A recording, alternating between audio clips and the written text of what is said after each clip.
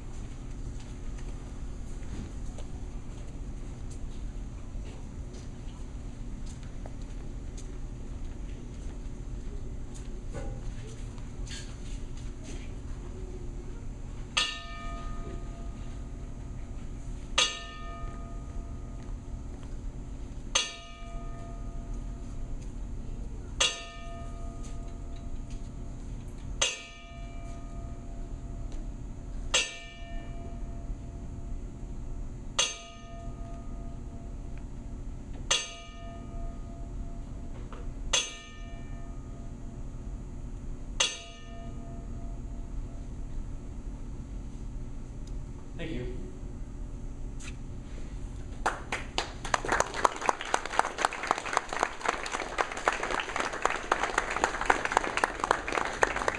Will everyone please rise?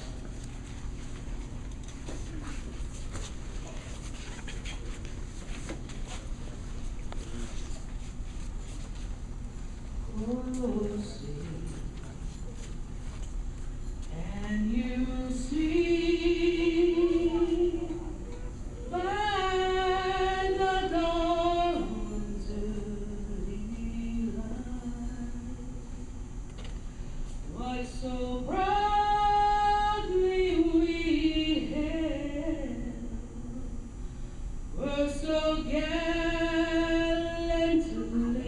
streaming, whose broad stripes and bright stars through the perilous fight o'er the ramparts we watched were so gallantly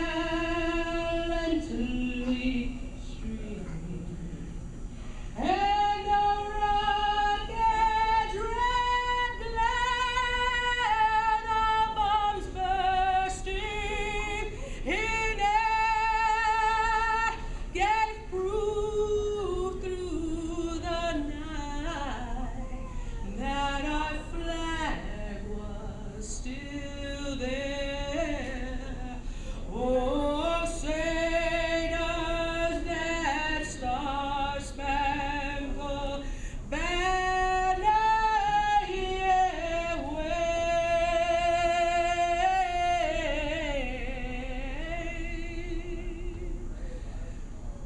for the land of the free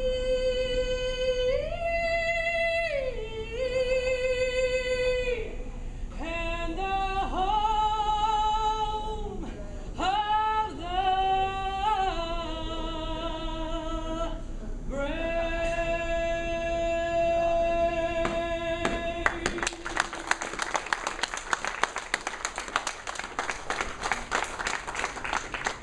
Beautiful, Sonia. Thank you.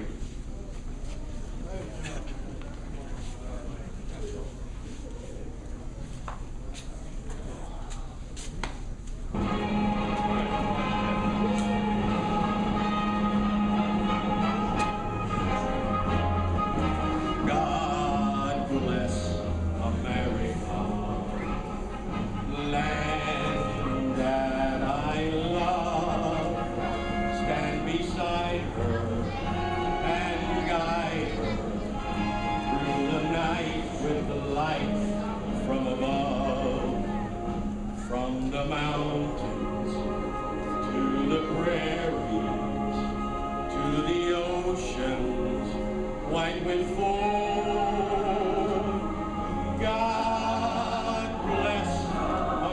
America, my home, sweet home. To the prairies, to the oceans, white with foam, God bless America, my home, sweet home. God bless America, my home, sweet home.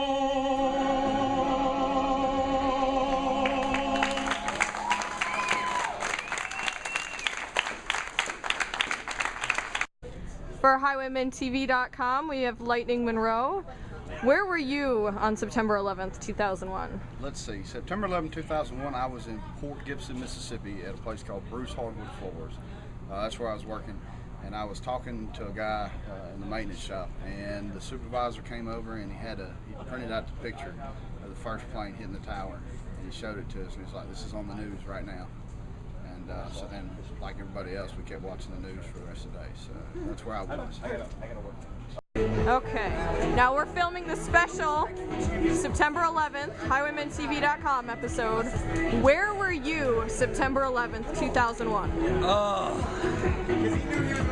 I was in 6th grade homeroom with Miss Edelstein, and she said that some idiot just crashed a plane into the World Trade Center. I, of course, being the sarcastic little person I am, said, oh, they must have been drunk. Later on, of course, I found out it was a terrorist attack, and I felt very bad for what I said.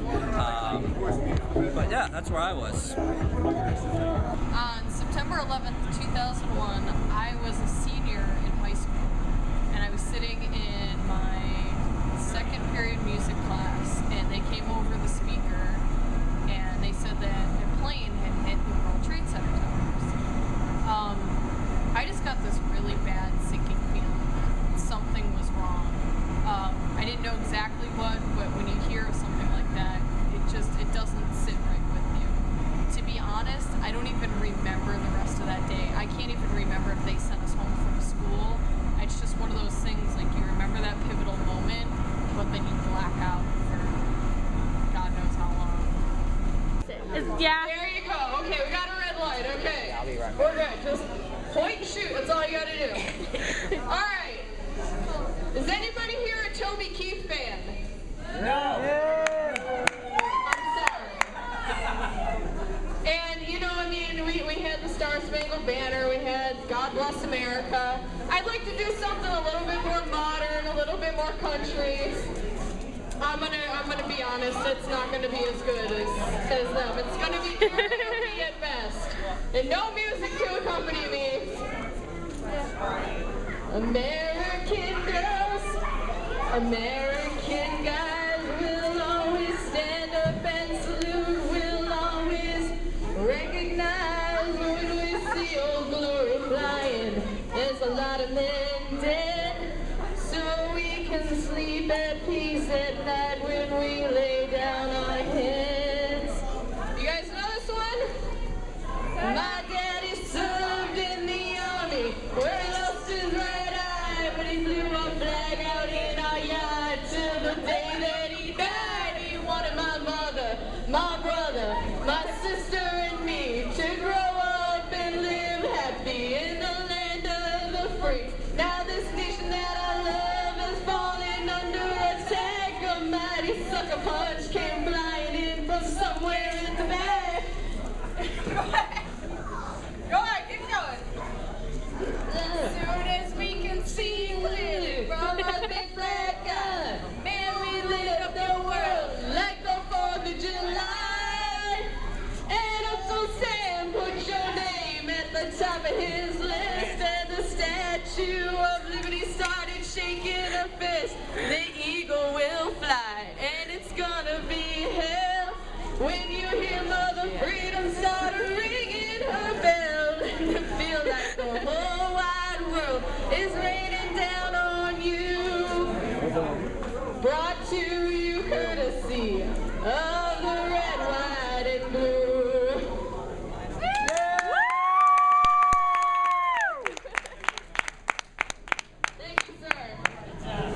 still recording. It was a very nice duet.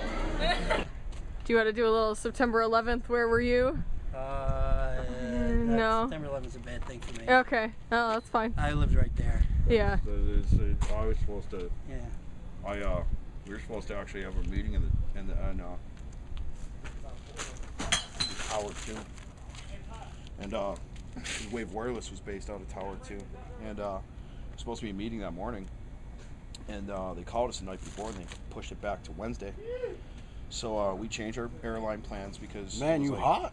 No. I wasn't gonna fuck up work, you know. I could work another day and just fly out the next morning, or later that. Well, actually, we were supposed to fly out later that night, and then I'm at work and we see. I come into work, and I had CNN email alerts, and it said the plane hit the towers, and of course the first thing I'm thinking of is, okay, who's the fucking dickwad in the Cessna that decided? Because planes have hit the towers before. You used to live there, you know that too. Small planes have clipped the radio towers on the top a couple times. And then we turn on the news and we see what happened, and then we see the second plane hit. I remember that, man. That was fucked up because even in Buffalo, we was looking up in the air because we were right by the power plants, and then when it came out there was a terrorist attack. Everybody thought that, you know, someone was going to hit the power plants, hydro plants up in Niagara Falls, and that was fucked up. Yeah, they canceled. You know, obviously we didn't go there, and dude, it was fucked up because everybody in that office was dead, you know, and there was other people. I remember that night we all went to the bar because we were all drinking. Man, that's the worst thing you want is a whole bunch of guys drinking, being pissed off at a bunch of Arabs because we all were thinking, well, why don't we go down there? You know, of course, at that point, everybody was pissed off. Everybody wanted to go down there and beat the fuck out of whoever they could see because everybody was so mad about what happened. But yeah, definitely not a good week. Not a good week. But, you know, I mean, like I said, you know, the cool thing is everybody's persevering and moving on.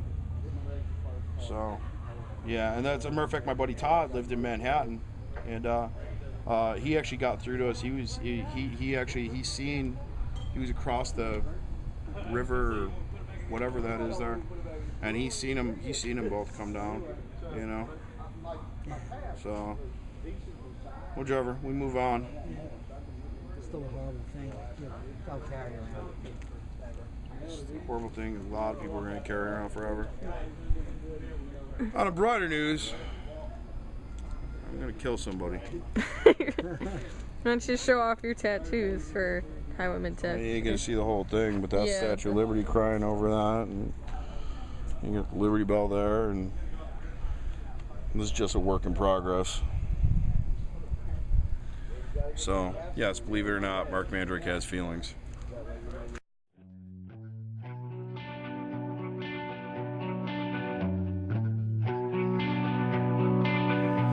A company always on the run, a destiny, oh, it's the rising sun.